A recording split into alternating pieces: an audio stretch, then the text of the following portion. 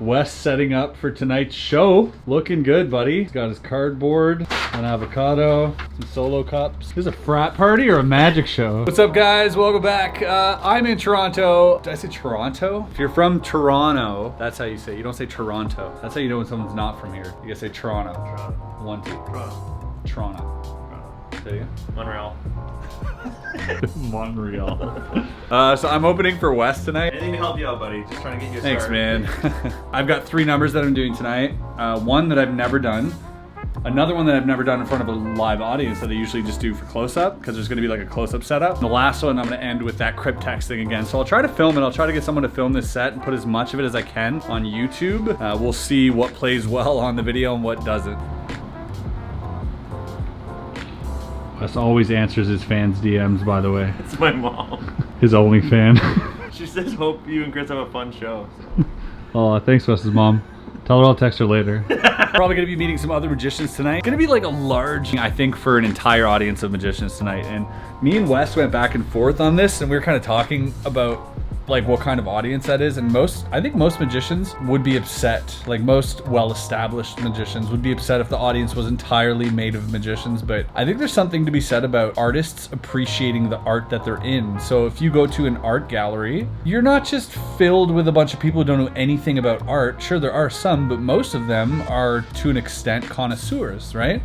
They know a little bit more about the art, thus they can appreciate it on perhaps a different level than someone who is not initiated to the craft, right? So they will enjoy it more than a lay person because they understand it more. So they get the ins and outs, the performance tips, all this sort of stage presence stuff that'll just fly over the head of people just looking at it for the tricks, right? Obviously the tricks got to be there too. You know, we're going to try to fool some magicians tonight as well. We've come prepared, but just an interesting concept to perform for an audience majorly made up of magicians. Remember this, nobody loves magic more than magicians. As much as you want to convince an audience member that they should love magic and feel what you're feeling and be passionate, they're not going to love it as much as you do. Magicians love magic more than anyone else. So if you got to perform for magicians, at least it's an audience that can appreciate what you're doing. So anyways, we'll see. That might not be the case. We'll see. What do you think, Wes? I swear I fell asleep. There it is, the venue. I imagine you're here for the show tonight. Yeah. I am indeed. With all of the stuff Hi, with cameras. Wes. Hi, Loretta. Nice Chris. to meet you. Nice to meet you, Chris. Room here. Sweet. Look at these digs. That's all right. This is actually lit. Wow. This is us, man. Big screen, big stage, and then all of our people. So that screen's gonna be hooked up to a camera? Yeah. For like top down? Yeah. Is there top down? We're good. They're bringing us a camera. We're gonna set up however we want. At like 5 or so, they're gonna come out here, and we can literally. It's not top down, but it'll be a pretty hard angle. Okay. Some pre-show drinks. A little warm up. Cheers, Wes. Good. Cheers to a good Cheers, show, buddy.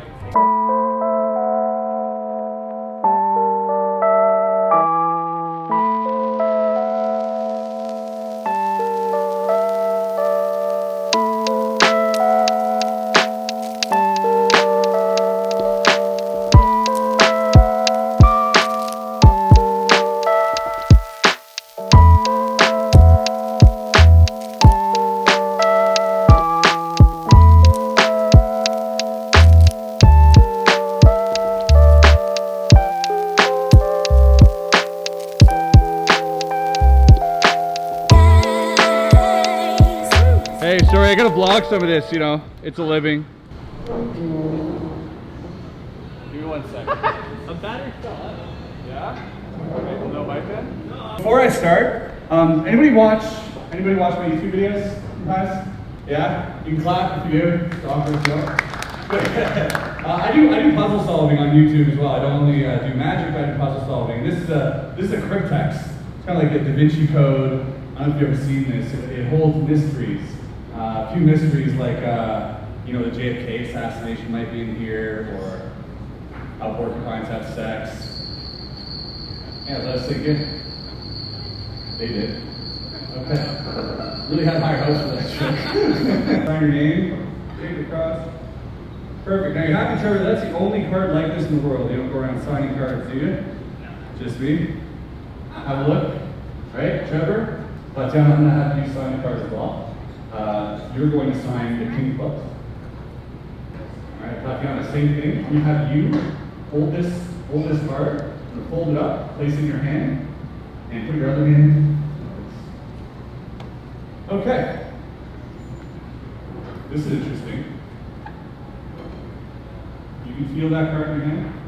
And just for the sake of this trick, just for the sake of imagination and having a good time, Trevor, I want you to picture that card beginning to change. In fact, Trevor, I want you to picture that card beginning to change into Tatiana's card. Go ahead and open your hands. Stay there. Show the audience. That is Tatiana's card. Tatiana, go ahead, do the same thing. Open your hand. This is indeed your signature. You can show that to everybody. Is this your signature? That's not a duplicate? Go ahead and show it. You can keep that. There you go. Tatiana and Trevor, thank you so much. Thank you. Okay. Trisha, round of applause for Trisha. Woo! Don't be shy. Get up to Trisha. Come on, guys. Oh my God, are you serious? Wow. Chris, I have something to tell you. I want to stop the video here just for a second to take you back a few months. So a few months ago, Wes and I wanted to pull a prank on our friend Eric Leclerc. So we ended up breaking into his house while he was in New York, painted a giant mural of Wes and I riding a unicorn naked in his living room, tapped a keg to his kitchen sink, and replaced everything in his cupboards and drawers and fridge with 1,000 bottles of Smirnoff Ice. So Eric, needless to say, was speechless, blown away, and he swore that he would get us back. Well, get me back at least. So on the day that I was performing in Toronto is the day that Eric decided to get me back. I came out, did my set, cracked a joke. No one laughed. Followed it up with another joke, crickets. So I'm saying to myself at this point, I mean, you know, these kids, they must be so starstruck that they're not laughing at my jokes. And so I do a magic trick, and that bombs too. So now I'm thinking, oh, no, wait a minute, I suck.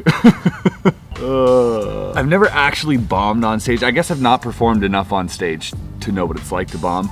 It sucks. It is not fun. Especially in a room full of your peers, when no one's clapping, no one's laughing, no one's partaking in what you're trying to create. It's all crashing down. All the ideas you had of performing and doing well is all crumbling down, and you're just trying to pick up the pieces as you go along. So here I am, just steamrolling through this first part, trying to get to the next trick, hoping that this will be my saving grace to bring the crowd back on my side. And who shows up on stage? None other than Eric Leclerc. Okay, so here's what happened. So Chris broke into my house a couple months ago and he spray painted himself naked on my wall, and it was disgusting, and I've been waiting to get him back, and he's been on guard. He knows that I'm gonna get him back, so tonight's the night. Okay, so tonight Chris has a live show, and I printed out these little cards that say, hey everyone, last year Chris Ramsay broke into my house and hired a spray paint artist to draw Chris naked on my wall. Epic prank material. Tonight is the night I finally get him back. Let's work together as an audience and prank him. When he comes out on stage, clap like you normally would, but don't laugh at any of his jokes nor give him any further applause unless he blatantly asks for it. Let's make this awkward as I will interrupt him 5 minutes to a set to let him know on the prank so he can still end strong. I feel really bad. Thanks so much for helping, Eric Leclerc. I am freaking out right now. I'm freaking out. I mean, messing with a performer's routine on stage, especially somebody who doesn't do stage a lot, is it's bad, and I don't know how it's gonna happen. If he sees us here, he's gonna know. So I'm there. I'm sorry, man. I kind of feel. See, Chris, I feel like you felt when you were sitting in my house for 2 days drinking my beer, saying, "I wonder how he's gonna react." So I don't know. I don't know. I don't know. I'm nervous. Oh. Sort of? You want to come join me up on stage? Oh, Yeah, you go now, good. What's your name? Trisha. Round of applause for Trisha. Woo! Don't be shy. Get up to Trisha. Come on, guys. Oh my God, are you serious? Wow. Chris, I have something to tell you. What? Before the show, this is to get you back for when you pranked me at my house. I handed out these cards saying whatever he does, don't applaud, don't laugh at his jokes. That's what. Go! Wow.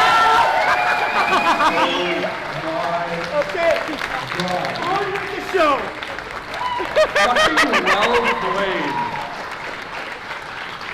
Yo. Did you know? You son of a bitch. Wow. Woo! What? Really, everyone?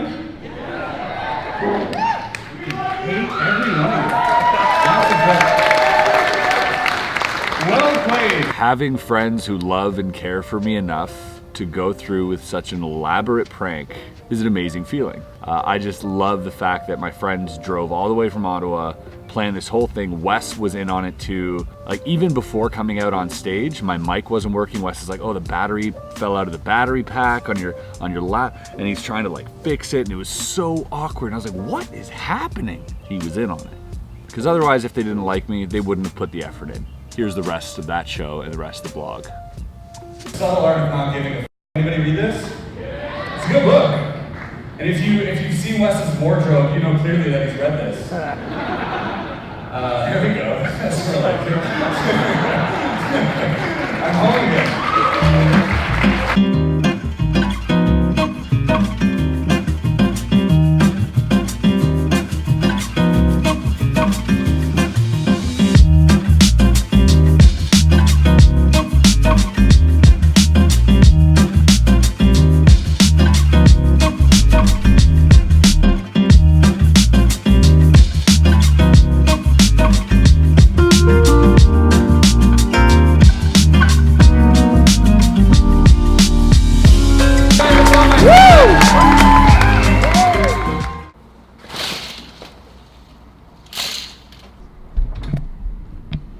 Not a bad view. Time to pack up. Go to visit a good friend of mine. You might know him. He does YouTube videos. Drinks a lot of coffee.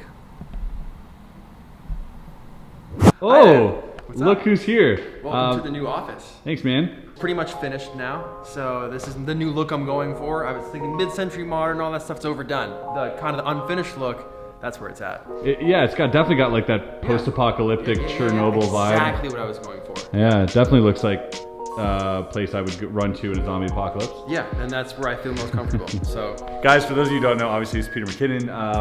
Because I'm in Toronto, I thought I'd stop off and say hi before I went home. And Pete has brought me something special. this is for Chris. I told him I wanted to hand deliver it, so we are hand delivering it. You were supposed to actually come to my place I to know. deliver it.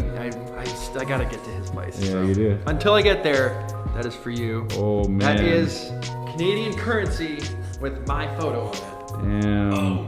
So Pete McKinnon was actually asked by the Royal Canadian Mint to produce a coin with his picture and his name on it. Man, like first of all, like how did that feel? It's insane when you like it's one thing to get like cool brand deals and stuff like that and work with cool companies, but when your country asks to use one of your photos, Yeah. that's a whole like that's unheard of. That's insane. You're in the history books. Yeah. Like I said, that's the biggest flex. Like My mom all these cried. other YouTubers out here, they're like, yo, just wrap my new Bugatti. Yo, just got the new grills and the chains. Yo. And Pete's out here like, yeah, I've got my own money. I think there's no bigger flex. I think the only bigger flex, if there was like Peter McKinnon Highway. Spoiler alert. It's coming. Yeah, you're gonna have your own street, just like Peter McKinnon Drive? Check it out. Oh my god. Ooh, this box though. Right. Come on. Did you work with them on the packaging, or they just? No, they did it. That's all them. That's all the Canadian. So they already know you. Yeah. They're like, we gotta make this good. yeah. It's empty. Oh my god, that's a lot bigger than I thought it would be. Right? Everybody says that. You done messed it up. Oh my god, look how shiny. So this is worth $30. Yep. It's obviously retailed a lot more because there's only a few hundred of them, or how many? There's 5,000 worldwide. Right, so 5,000 worldwide. Yep. Here's one, and this is actually like what, silver? It's 99.999% pure silver, and it's worth $30. You could spend it, take it out of the case, when you get home, but like you could fully legal tender. Really? Yep. Nice. I'm gonna get some coffee later. Honestly, like here's one thing. Obviously, the picture is amazing. Lake Moraine. Yep. In Alberta. Yep. You got your f-stop there, which is really cool. I thought that was a nice touch. This. My signature, right? And look, on the other side, Queen Elizabeth. Yeah, that messed me up. When I saw it, I was like, Pete's signature on one side, literally the Queen's face on the other. Yeah. That is, definitely no bigger flex. Like, guys. Thanks, Pete. All right, man. Appreciate it, man. Boom. Ooh, that's nice. Ka-ching. Enchanté.